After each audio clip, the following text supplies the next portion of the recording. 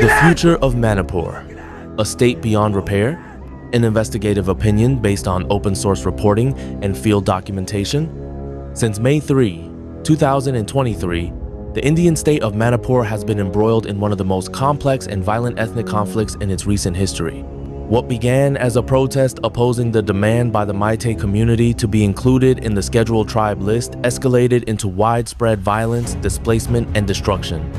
Over the course of weeks and months, thousands were displaced, entire villages razed, and the historical coexistence between the Meitei and Kuki-Zo communities collapsed.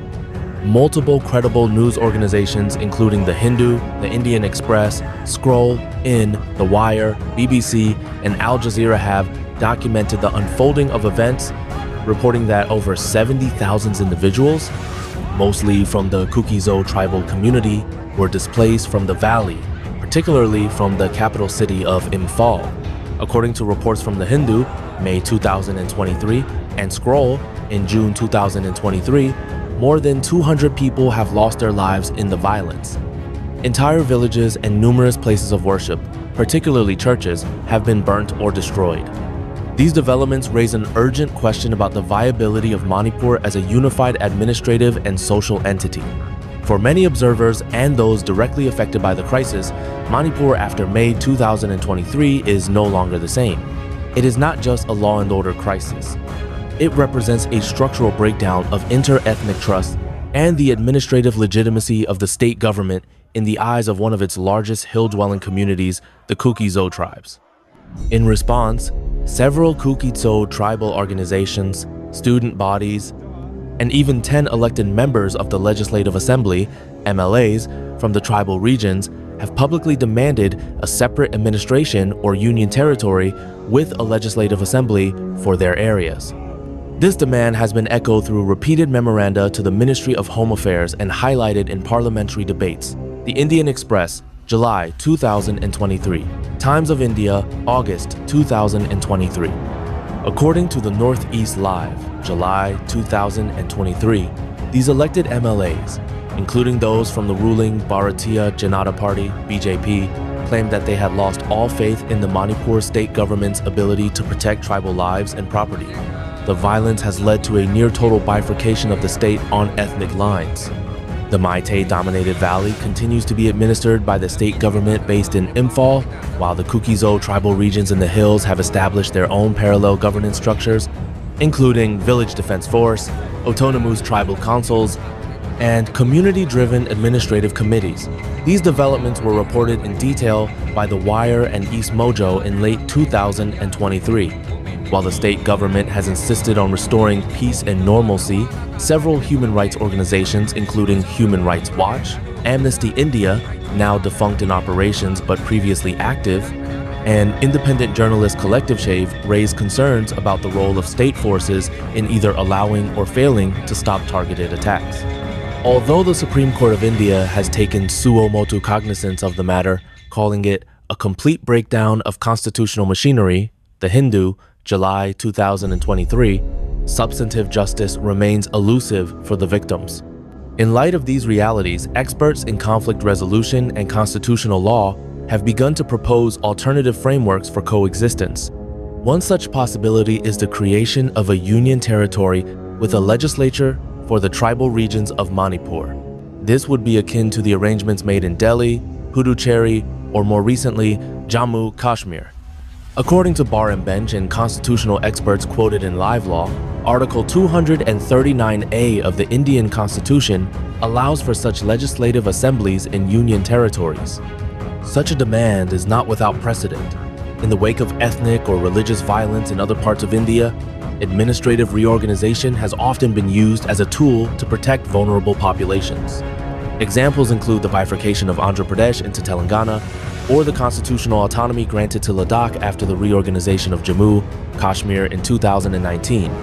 The Kuki-Zo people argue that their demand is rooted not in secessionist intent, but in the need for physical safety, administrative autonomy, and constitutional dignity.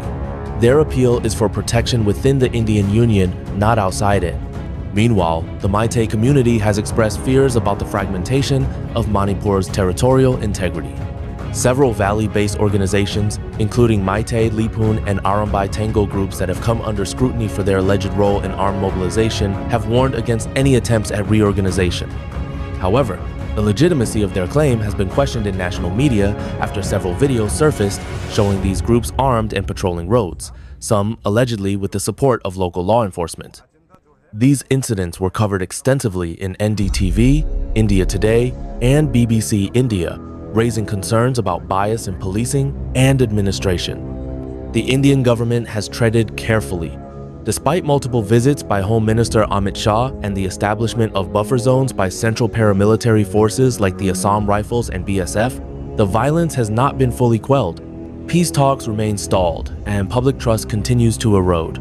In early 2024, the Supreme Court established a special investigation team, SIT, to look into gender-based violence and custodial killings. Reports submitted to the court revealed shocking lapses in policing, victim rehabilitation, and justice delivery. Live Law, February 2024. In terms of practical governance, many of the tribal areas are now being run autonomously, outside the administrative purview of the info-based government. Local village councils, tribal customary courts, and armed community protection groups have effectively created a parallel system that no longer recognizes Imphal's authority. Education, food distribution, and public services are being coordinated internally or with the help of NGOs and diaspora networks. This ground-level reality has been reported by humanitarian agencies such as Doctors Without Borders and documented by independent field reporters from The Quint, The Print, and News Laundry. The emotional and psychological toll on communities is enormous. Thousands of tribal children are studying in refugee camps or outside the state. Families are split across borders. Trauma, counseling, and long-term rehabilitation are virtually non-existent. For many, the idea of returning to a united Manipur under the current structure is not just unrealistic, it is traumatizing. As 2025 unfolds, the political climate remains deeply polarized. Tribal leaders have vowed to intensify their demand for a separate administrative unit. Valley-based political organizations have hardened their stance against any division. Delhi continues to engage in back-channel dialogue but has not officially accepted the possibility of bifurcation. International attention on the conflict remains limited, although rights groups in the United Nations and EU have acknowledged receiving petitions from Indian tribal and civil society organizations. Diaspora protests have taken place in cities such as London, Washington, D.C., and Canberra. In conclusion, the post-2023 future of Manipur is now inextricably tied to two competing ideas: territorial integrity versus human security. If the Indian state continues to insist on preserving the existing administrative structure without addressing the root causes of the ethnic divide, it may face long-term instability and insurgency in the region. Conversely, if it recognizes the tribal demand for separate administration as a constitutional and humanitarian response, it may offer a blueprint for peaceful coexistence and justice in a deeply fractured state. This is no longer about preserving the status quo. It is about reimagining governance in a way that ensures safety, dignity, and equal rights for all communities, especially those who have faced unimaginable loss. Disclaimer from Zalangam Media. This article is a journalistic summary and analysis based on publicly available news reports, court documents, statements by elected representatives, and open source materials. Zalangam Media does not endorse any form of violence or secessionist demand. Our intention is solely to inform and provide a platform for civic discourse based on credible sources. We believe in upholding journalistic ethics and the constitutional values of India. Readers are encouraged to verify claims through reference publications and form their own informed opinions. Source consulted: The Hindu, 2023-2024. Scroll in 2023. The Indian Express, 2023-2024. NDTV and India Today, 2023-2024. The Wire, 2023. BBC India 2023-2024. Bar and Bench, Live Law 2023-2024. East Mojo and Northeast Live 2023. UN Human Rights Briefings and Diaspora Reports 2024. field reports by The Quint, News Laundry, and The Print.